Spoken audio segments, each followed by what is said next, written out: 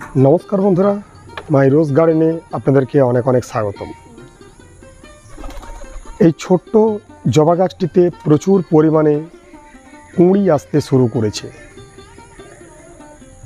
যারা আমার চ্যানেল নিয়মিত ফলো করেন তারা দেখেছেন এই গাছটি একটা ছোট পটের মধ্যে দীর্ঘদিন বাগানের এক কোণে পড়েছিল। কোনো রকম যত্ন পরিচর্যা এই গাছটিকে আমি তখন করিনি। আজকে এই গাছে ফুল ফুটেছে দেখাই, এবং এই গাছে প্রচুর কুঁড়ি, মানে প্রত্যেকটা ডালে ডালে দেখুন কুঁড়ি এসেছে, প্রত্যেকটা ডালে ডালে। গাছটা খুব ছোট একটা গাছ, এবং দীর্ঘদিন যেহেতু কোনো রকম পরিচর্যা করা হয়নি, এই গাছ থেকে এখন যা রেজাল্ট দেখাচ্ছি এর চেয়ে বেশি কিছু রেজাল্ট হয়তো কেউই দেখাতে পারতো না। একটি জবা গাছে দীর্ঘদিন ধরে ফুল আসছে না, কুঁড়ি আসছে, কিন্তু সেই কুঁড়ি থেকে ফুল হচ্ছে না, তার আগেই কুঁড়িগুলো ঝরে পড়ে যাচ্ছে। পাতা সব হলুদ হয়ে গেছে, পাতার মধ্যে এই গ্লেজটা আসছে না। এই জাতীয় যাদের সমস্যা লেগেই আছে জবা গাছে, তাদের জন্য আজকের ভিডিওটা ভীষণ ইম্পর্ট্যান্ট। আমি জবা গাছে নর্মাল কেয়ার করি, কারণ আমি জবা গাছকে ভাবি সব সময় যে এটা এমনই একটা গাছ যে গাছ সব সময় আমাদেরকে ভালো কিছু রেজাল্ট দেবে। কারণ এই জবা গাছে আমি যতদিন পরিচর্যা করছি ততদিনই ভালো রেজাল্টেই কিন্তু পাচ্ছি। এটা হতে পারে যে আমি ঠিকঠাকভাবে কাজগুলো করি, তার জন্য এই রেজাল্টটা পেয়েছি। আমি যা যা এই গাছটার উপর করেছি আমি পুরো ব্যাপারটা বলবো। এত পরিমাণে গাছে কুঁড়ি এসেছে, ছোট ছোট ডাল, কিন্তু এত এত কুঁড়ি এসেছে। কিভাবে এই কুঁড়িগুলো এসেছে এই ব্যাপারটা আজকে আপনাদের কাছে আমি একদম পুরোপুরি ক্লিয়ার করব। প্রথম কথা বলি বন্ধুরা, গাছের আমি কি খাবার দিয়েছি। আমি গাছে খাবার দিয়েছি 15-15-0-13 বলে একটি খাবার আছে, এনপিকে সার, সুফলা এনপিকে সার। সেই সুফলা এনপিকে সারটি আমি আমার গাছে ইউজ করেছি। এই সুফলা এনপিকে সারটি দেওয়ার পরেই আমার গাছে প্রচুর পরিমাণে আমি দেখলাম যে নতুন নতুন কচি কচি পাতাগুলো বেরোতে শুরু করলো। এই গাছ যখন প্রথম দেখেছেন দেখবেন কয়েকটাই মাত্র পাতা ছিল, আর পুরো গাছটা একদম পাতা হলুদ হয়ে গিয়েছিল, একদম কোনো রকম গাছের গ্রোথ ছিল না। কিছু কিছু ডাল আমি দেখছিলাম নষ্ট হয়ে যাচ্ছিল, পচে যাচ্ছিল, প্রচুর প্রবলেম কিন্তু আমার এই গাছটিতে ছিল। তারপরে আমি 15-15-0-13 ওই যে খাবারটি, ওই খাবারটি আমি দুবার এই গাছে দিয়েছি 10 দিন পরে পরে। এটা এই গাছটার কিন্তু রেজাল্ট আমি দেখাচ্ছি 20 দিন বা 21-22 দিন, ঠিক আছে, 20-22 দিনের মধ্যে এই গাছটা কিন্তু সম্পূর্ণভাবে পাল্টে গেছে। এতটাই ভালো রেজাল্ট কিন্তু আমি পেয়েছি ওই নর্মাল একটা সুফলা খাবার দিয়ে 15-15-0-13। কতটা পরিমাণে দিয়েছি এই গাছটাতে আমি সত্যি কথা বলছি বন্ধুরা, আমি যেটা নিয়ম সেই নিয়মে দিইনি। কারণ এটা একটা 8 ইঞ্চির পট আছে, 8 ইঞ্চির পটে আমি মেনলি বলে থাকি যে সুফলা এনপিকে সার হলে 8টা দানা দেবেন। তবে আমি এখানে 8টা নয়, আমি এখানে প্রায় 14-16টা দানা আমি এনপিকে 15-15-0-13 খাবারটা কিন্তু দিয়েছিলাম।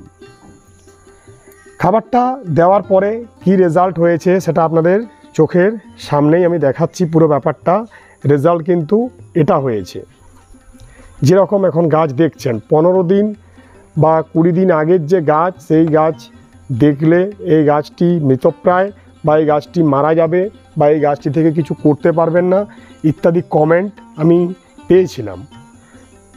দুবার খাবার দেওয়ার ফলাফল আপনারা এখন দেখছেন। এবারে এই গাছে কুঁড়ি আনার জন্য আমি যেহেতু বললাম যে জবা গাছ নিয়ে আমি কিন্তু কোনো দিনই বাড়তি টেনশন করি না, কারণ আমি জানি জবা গাছে ফুল আনা কোনো ব্যাপার নয়। জবা গাছে প্রত্যেকেই ফুল আনতে পারবেন। কি কি করতে হবে স্টেপ বাই স্টেপ পুরো ব্যাপারটা একটু সহজ করে বুঝিয়ে দিই।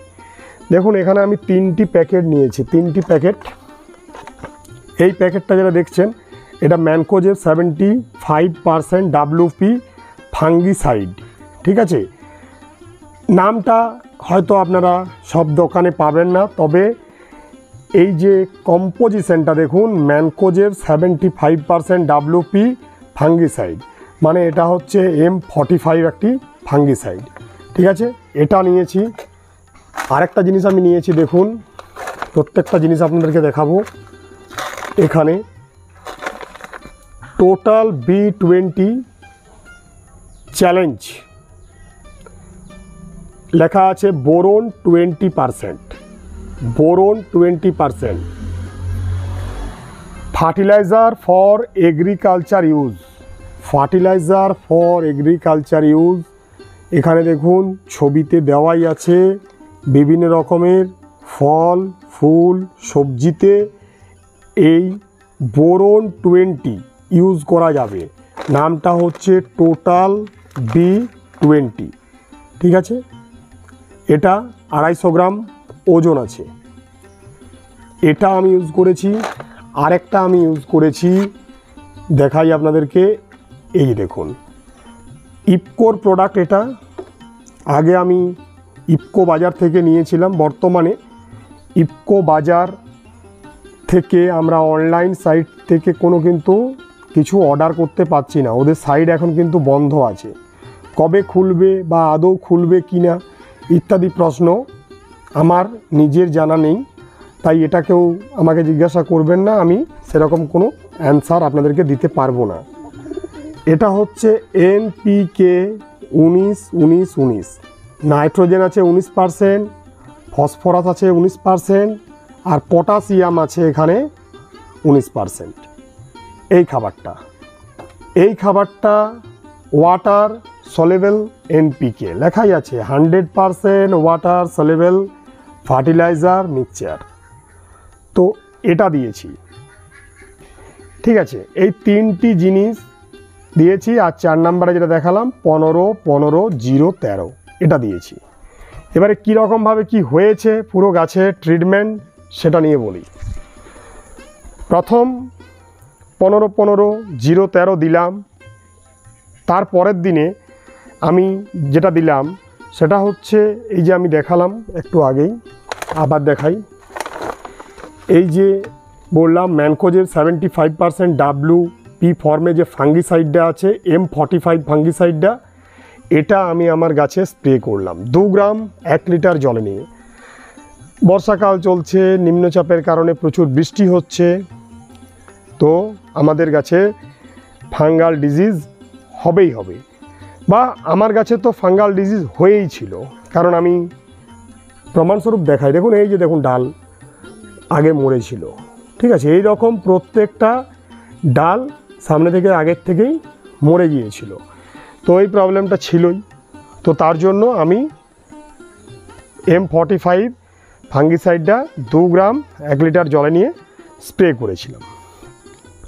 দ্বিতীয় যে কাজ হলো, তারপরে তৃতীয় যে কাজটি আমি করলাম সেটা হচ্ছে M45 ফাঙ্গিসাইড দেওয়া 2 দিন পরে আমি দিলাম আমার গাছে। একটা মেঘলা দিন ছিল, সেই মেঘলা দিনে আমি দিয়েছিলাম এই টোটাল B20 এই সারটা, ঠিক আছে। টোটাল B20 এটা আমি গোলাপ জবা বিভিন্ন রকমের আরও যে ফল ফুল গাছ আছে সবজি গাছ আছে, তো সেখানে সব কিছুতে আমি কিন্তু এটা ইউজ করি। এটা দারুণ রকমের রেজাল্ট আমাকে দেয়, ঠিক আছে, দারুণ রেজাল্ট দেয়।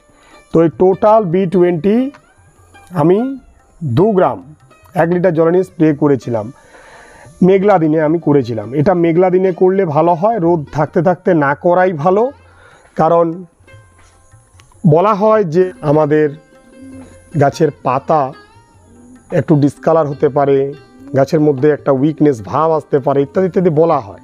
তো আমি মেঘলা দিন পেয়ে গিয়েছিলাম, মেঘলা দিনে দিয়েছিলাম। যদি মেঘলা দিন না পান সেক্ষেত্রে খুব সকালে ঘুম থেকে উঠে যদি দিয়ে দেন সেক্ষেত্রেও দেখবেন কোনো প্রবলেম হবে না। কারণ আমাকে অনেক সময় এটা দিতে হয়, একদম যখন গরমের টাইম থাকে তখন আমি আমার গোলাপ গাছে যখন বোরন ইউজ করি তখন একদম ভোরের দিকে আমি গাছে স্প্রে করে দিই। আর এটা দেওয়ার 2 দিন পরে আমি দিয়েছিলাম ওই যেটা দেখালাম একটু আগেই, ইফকোর যে প্রোডাক্ট, এই যে দেখুন ইফকোর প্রোডাক্টটি, এই যে NPK 19-19-19, এই NPK 19-19-19 আমি ইউজ করেছিলাম। 2 গ্রাম 1 লিটার জলে নিয়ে গাছে স্প্রে করেছিলাম। এই 4টি কাজ আমি মেনলি করেছি আমার জবা গাছে। এরপরে আরেকটি কাজ আমি করব, পাতার মধ্যে একটু কোঁকড়ানো ভাব এখনও আছে, এই দেখুন একটু কোঁকড়ানো ভাব আছে, এটার জন্য আমি দেব, সেটা হচ্ছে ম্যাগনেসিয়াম সালফেট। ম্যাগনেসিয়াম সালফেটটাও আমি একবার দেব।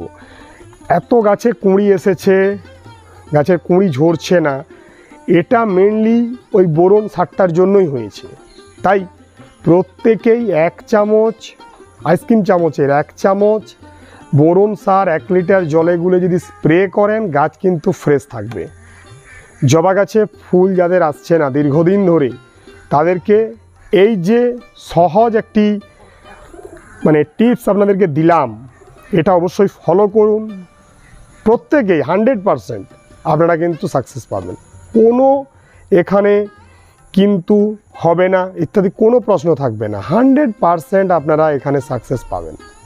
এটা কিন্তু আপনাদেরকে আমি গ্যারেন্টি দিচ্ছি। আমার জবা গাছ সম্পর্কে যতটা অভিজ্ঞতা আছে আপনাদের কাছে আমি শেয়ার করলাম। ভিডিওটি কেমন লাগলো কমেন্ট সেকশানে কমেন্ট করে জানাবেন। ভিডিওটি যদি ভালো লাগে তাহলে প্লিজ একটি লাইক দেবেন। আর চ্যানেলে যারা নতুন তারা প্লিজ চ্যানেলটিকে সাবস্ক্রাইব করে আমাদের চ্যানেলের পাশে থাকবেন। এই ধরনের নিত্য নতুন ভিডিও আপনারা প্রত্যেক দিন পেয়ে যাবেন আমাদের চ্যানেলে। ধন্যবাদ বন্ধুরা, প্রত্যেকে ভালো থাকবেন। আজ এটুকুই।